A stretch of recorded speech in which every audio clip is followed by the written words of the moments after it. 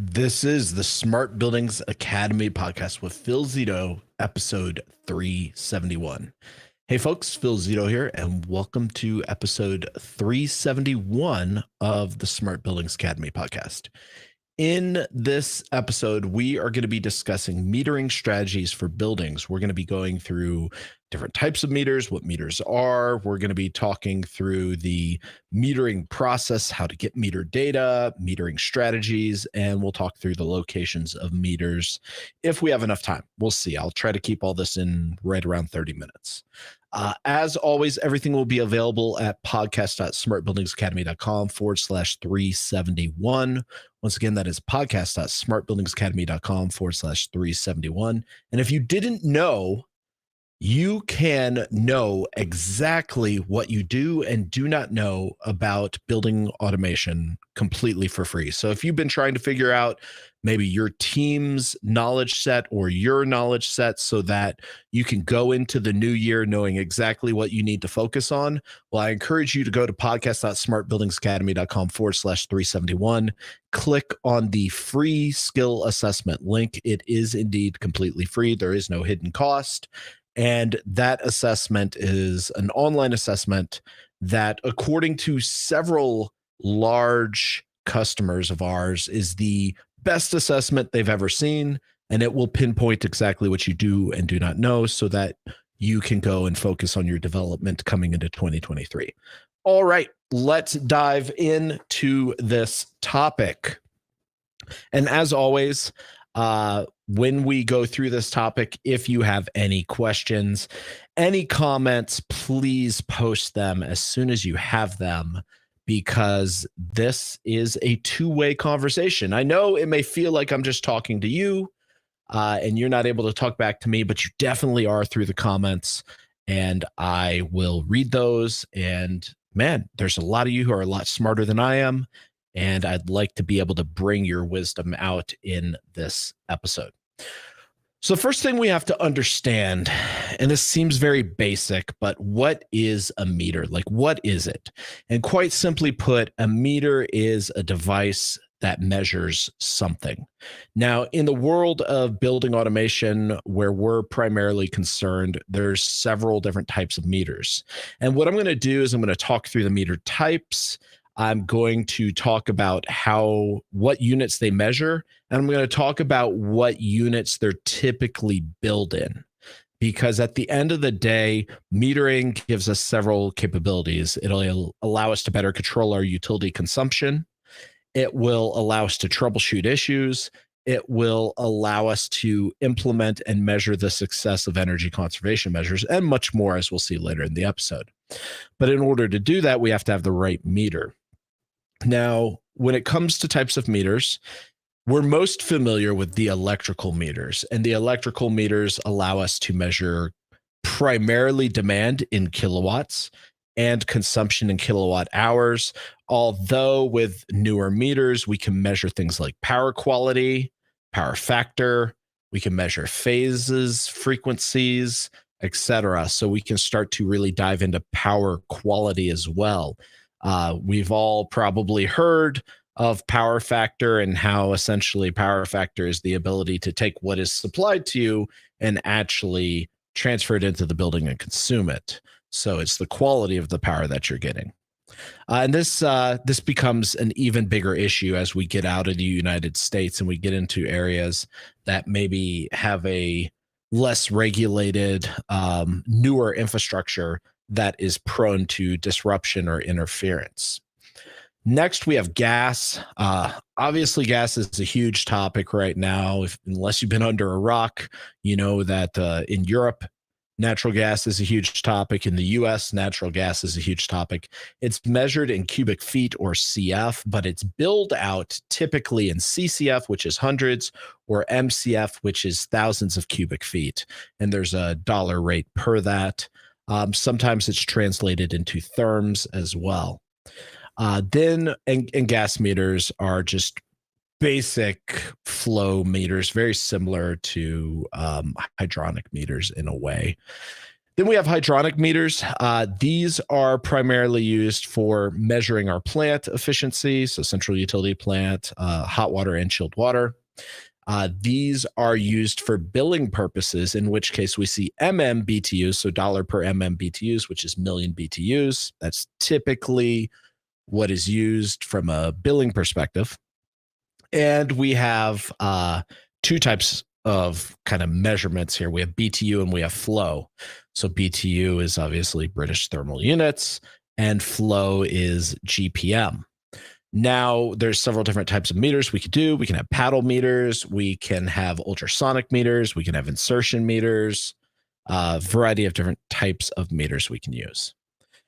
And let's keep moving along here. So we have steam, and steam is going to give us dollars per pound per million pound. And this is typically from a steam plant to buildings where you're having sub-billing. And then we have domestic hydronic, so domestic hot water, domestic chilled water. This would be in typically thousands of gallons, so M gallon. is millions, M is thousands. All right, so those are our types of meters. That's going to be important when we come back to our metering strategies. We first also have to understand like who provides these meters to us. So we have a couple providers of meters to us, and those are going to be the utility, and those are primarily going to be on the utility source coming into the building. We're going to have the building owners who are using metering for a variety of reasons. And then we're going to have tenants. We're increasingly seeing tenants provide their own meters, especially to kind of double check whatever they're being metered against. So let's talk about how do we get this metering data, because that's going to be really important. And this kind of breaks out into the utility versus the building owner / tenant. So in the building owner / tenant world, where they are installing meters, they are typically either hardwired. So you've got a meter that's installed and it's providing a hardwire pulse signal back to a controller. So that would be a pulse input. Or more commonly, it's an integration, whether it's wireless or wired, typically IP, sometimes BACnet, sometimes pure IP, and also sometimes Modbus. So we see those as our primary methods for pulling data in to a meter. Then, or from a meter into a building automation system, rather. Then we have AMI and we have AMR. So AMI is more recent. It's called Advanced Metering Infrastructure. It takes what AMR does, builds upon that, and expands it. So first I'll explain AMR, which is automatic meter reading, and then I'll go into AMI. So before automatic meter reading happened, people had to go physically to a meter and read it. Then AMR came out and it allowed people to drive around and wirelessly pull data from a meter. And now it's gotten to the point where through a variety of technology, infrastructure, cellular, wireless, etc., it can actually do two-way communication back to the utility. AMI builds upon that by having that two-way communication between the smart meter, and two-way is going to become important when we actually talk about strategies. And some of you who live in California or other states, you've experienced that two-way through the form of being regulated, for lack of a better word. We'll just leave it at that. But the consumption data comes through, and then that data is captured into a database and is visualized. So it provides some pretty impressive data sets that give the utilities the ability to load shed, to spot potential load imbalances across their distribution network, et cetera. That's going to become important when we start to talk about demand response and things like that a little bit later in the episode. So how do we do this? How do we approach a metering process? Like, what are the steps we take to go into a building and determine what we need to deploy? Well, I like to use a 5-step process that I call scoping, locating, installing, collecting, and deciding. Okay, so it's 5 steps: scoping, locating, installing, collecting, and deciding. Scoping is quite simple. We take, basically, we measure the existing stock of the building and we start to figure out what's in there, both from a metering perspective as well as an equipment perspective and our tenants. So we need to understand that. So we want to scope out, what do we want to know? So what do we want to meter? Where are the meters going to go? That's going to be locating in just a second. And what, if any, involvement does the tenant have? So, for example, is the utility directly billing the tenant, or is the utility billing the building owner, and then they're billing the tenant? And when you hear the word tenant, I don't want you to get stuck on tenant as someone who's leasing. I want you to also think of college campuses that maybe have departments, and you have a local producing plant, and that plant, as well as that energy group, has an established rate, and that gets passed down to the departments and their associated facility folks. There's many different structures as to how this all works in the real world, so obviously can't unpack every potential structure.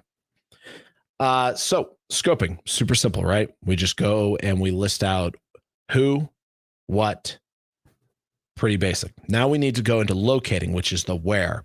And this is where metering tends to fall apart. And I'm going to kind of go into strategies a little bit and then pull back from strategies and deep dive into strategies a little later. So that's kind of what you're going to see next. So locating, imagine this. You want to understand the efficiency of a chiller. You want to know what are the kilowatts per ton of this chiller. And let's just say you don't have that information on the chiller screen, which most new chillers do.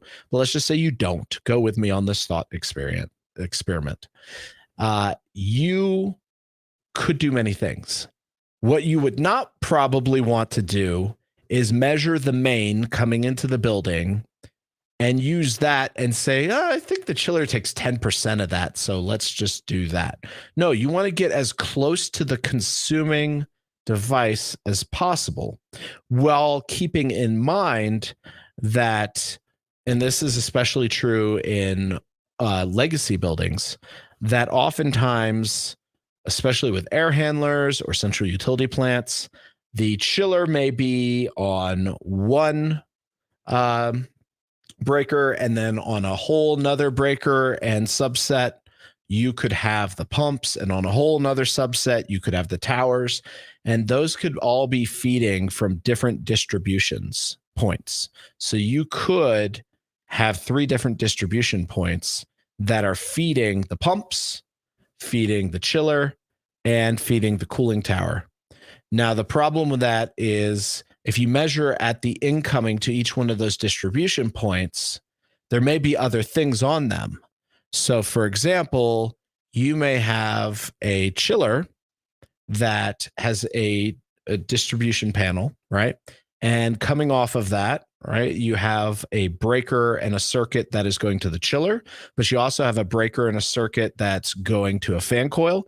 You also have a breaker and a circuit that maybe is going to, I don't know, let's say potentially a rooftop in an adjacent building. And if you measure at the top of that distribution panel, you're going to get all of that other stuff. So getting granular is going to be critical, which brings us to step 3, which is installation. Now, obviously, I can't teach you how to install meters over a podcast in 30 minutes. If I could, I would write a book and be on Oprah, but I can't do that. So I'm going to give you a general idea. What you want to do with installation is you want to understand what you're trying to measure, and then you want to get as close as possible to whatever you're trying to measure. In addition to that, especially when we're talking hydronic systems and we're doing things like BTU metering, which requires flow as well as temperature to do that BTU calculation, we want to, for example, if we're trying to do a BTU calculation on the secondary loop, probably wouldn't do us a lot of good to measure it on the primary loop. And if we're trying to kind of calculate out distribution and we have a central hot water plant that distributes to multiple buildings, probably would do us no good to measure only at that hot water plant and ignore each one of those buildings, because we would get a poor snapshot. So installation is tightly coupled to location, and it's very key. Collection should be the simplest thing you do. Collection should be, if you do proper scoping and proper locating, collection is as simple as looking at the catalog sheet for the meter, saying, okay, this is, an EMON meter that typically has BACnet IP, that typically has Modbus TCP. So I know that I can grab those data sets. I can map it into the nearest controller using either my OT network or my IT network, or maybe I hardwire something. Pretty straightforward. Collection should not be a problem. Where collection becomes a problem is where you don't properly address and annotate these data sets in your as-built documentation or your O&M documentation if this is an existing building. And you don't have a way of kind of differentiating that data once it gets into the BAS. This used to be a huge issue in our industry. It's not an issue I run into a whole lot anymore. I don't see a lot of folks really struggling with collecting from sub-metered owner-provided meters. Now, AMI and consuming electrical data from APIs and then overlaying that in a visualization format so that you can make decisions, that's a whole nother conversation. But as far as just collecting simple sub-metered data, it's not terribly difficult. It is more difficult to install in an existing building. And, especially if it's like healthcare or some sort of critical facility where you have to potentially take down the power temporarily. So that's the more difficult part than collecting the data. That is relatively simple. Which then brings us to decision. And I'm going to hold off on decision as I talk through our metering strategies. So as far as I'm concerned, there's 6 primary metering strategies that measure or matter to a facility manager and to a building automation professional. If you can think of more, I definitely encourage you to post them in the chat. Be like, hey, what about this? What about that? I do not claim to be an expert at anything, but I know a lot and I've done a lot in this industry. So there's always people who know more than me who can bring their expertise to the conversation. So let's look at strategy 1. These aren't in any particular order of importance. Really, at the end of the day, it depends on what you're trying to achieve. Strategy number 1 is to allocate electrical usage costs among tenants or departments. So this would be sub-metering, depending on what you're doing. This could be at the building. So you may have a main coming into your campus, and then that main may be distributed to buildings. And so you go to each building. Maybe this is a distribution panel on each floor. Maybe this is down to the circuit level for the individual tenants. And so this is kind of where your strategy decision has to take place with what product you select. Do you select a single CT measuring the incoming primary and secondary? Or do you do maybe one of those, oh my gosh, what was the model number? I totally forgot the model number, but it basically splits and covers every branch circuit as well as the primary circuit. And then you're able to say, okay, tenant 1 is on branch 1, 2, 3. Tenant 2 is on branch 4, 5, 6, and you're able to then allocate costs accordingly. I do want to say that if you do use electrical, and this is a little out of my bailiwick, but I'll tell you my experience having dealt with energy managers in the past. If you are going to use meters and you're going to pass those costs on to tenants, 1, it has to be in the contract that they signed. 2, you have to verify that these meters are accurate. So you usually want to use utility grade. Well, you do want to use utility grade meters.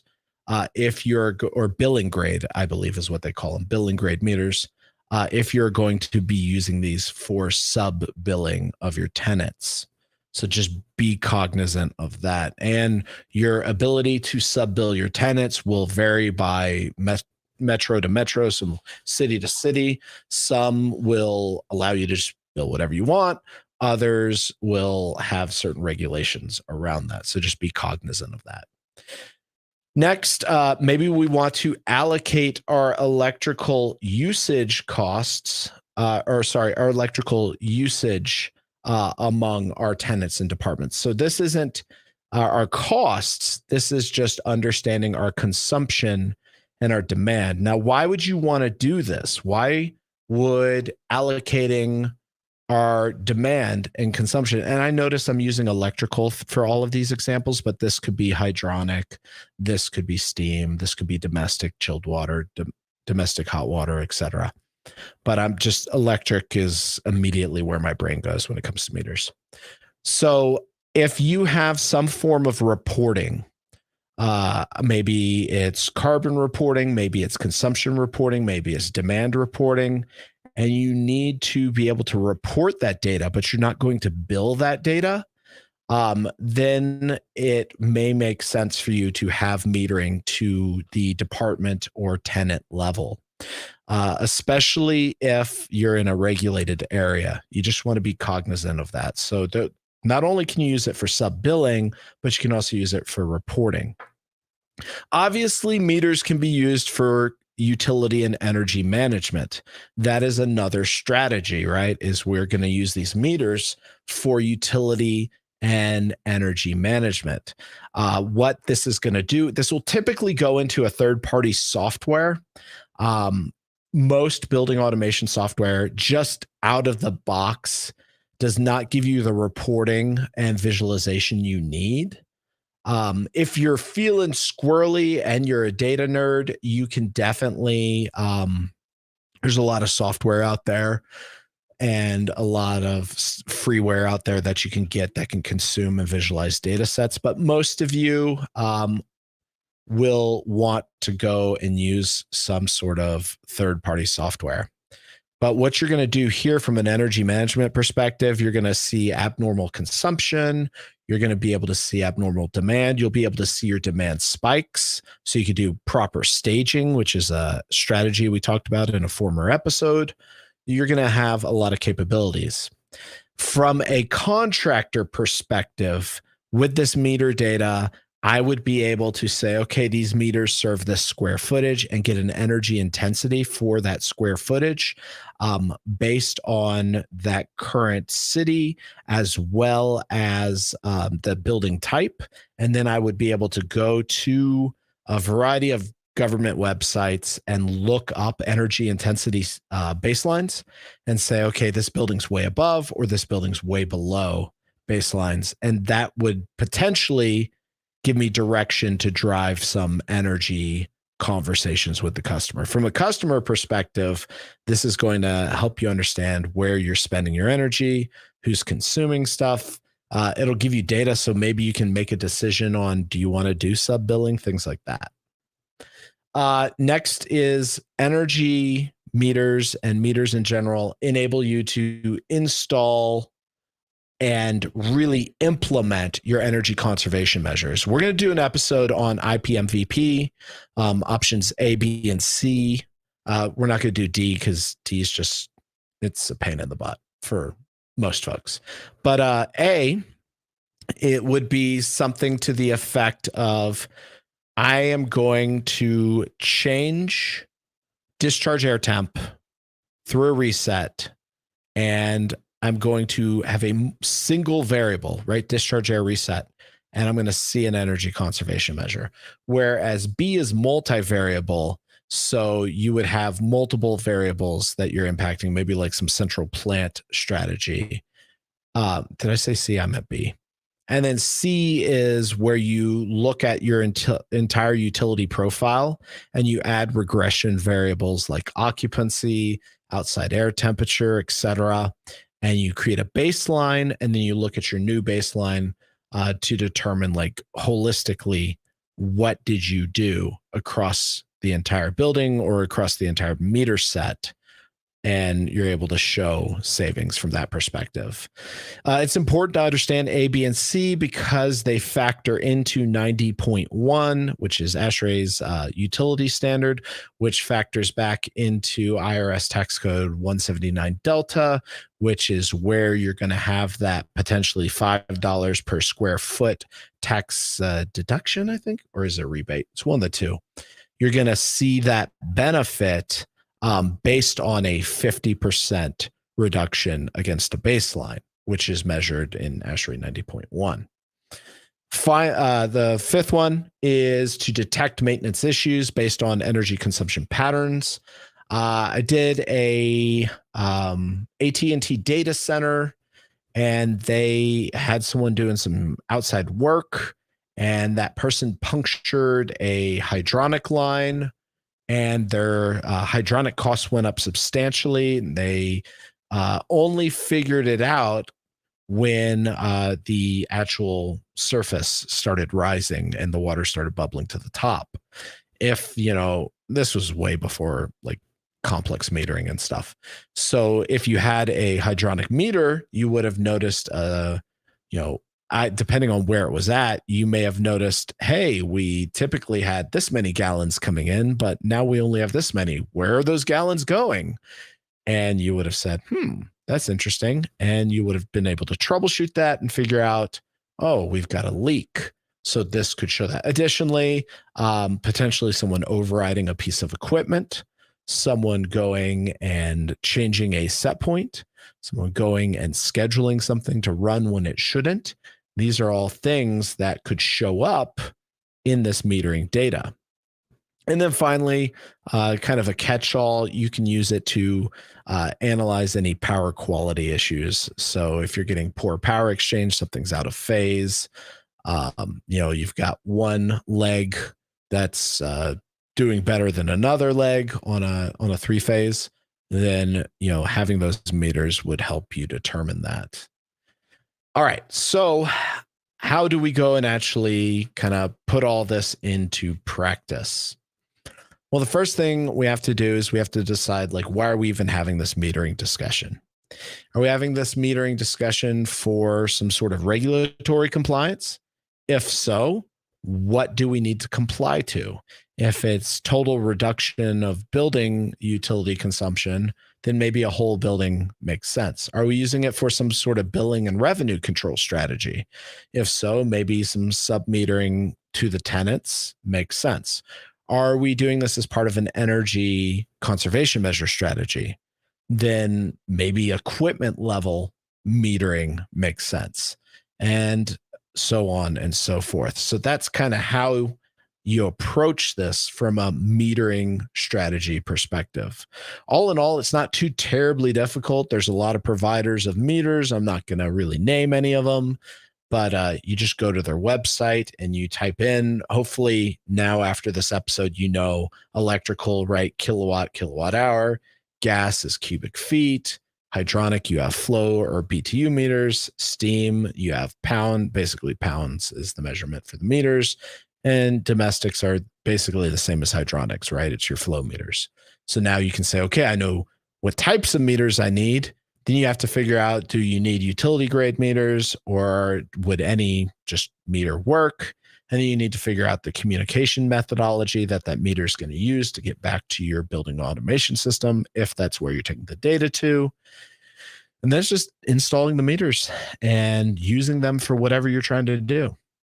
All right, folks, that is kind of what I had in a nutshell. I want to see if you all have any questions related to this topic. Feel free to throw them in here. I'd be more than happy to answer these questions for you and kind of dive into them. If you have some ideas or strategies, definitely let me know. If you found this valuable, as always, please go leave us a 5-star review on iTunes if you're listening there. Or if you're on YouTube, like and subscribe and hit the notification bell. If you're on LinkedIn or somewhere else, just share us with your folks. I do want to shout out a 5-star review from Better BAS Tech.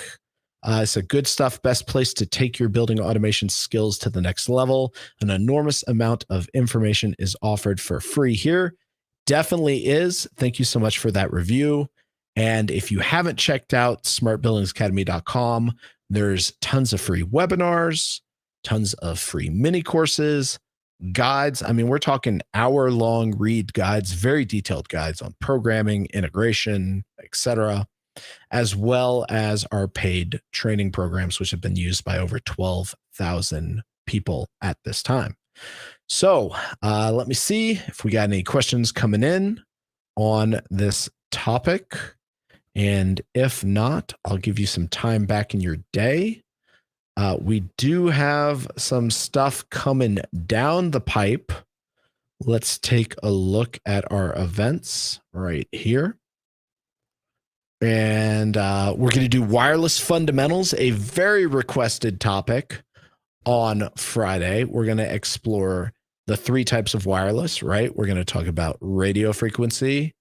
We're going to talk about Wi-Fi, and we're going to talk about cellular. So we're going to go through like Zigbee, cellular, Wi-Fi, etc. We'll talk through all of that on Friday.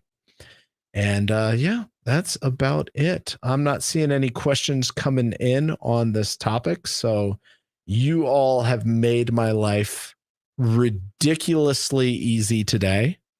So thank you so much. If you do have a topic you would like us to discuss on the podcast, let us know and we will dive into that and explore it. Or we'll get someone who's an expert on that topic to explore it with us. Thanks so much, everyone, for being here. I do appreciate all of you taking the time to be here.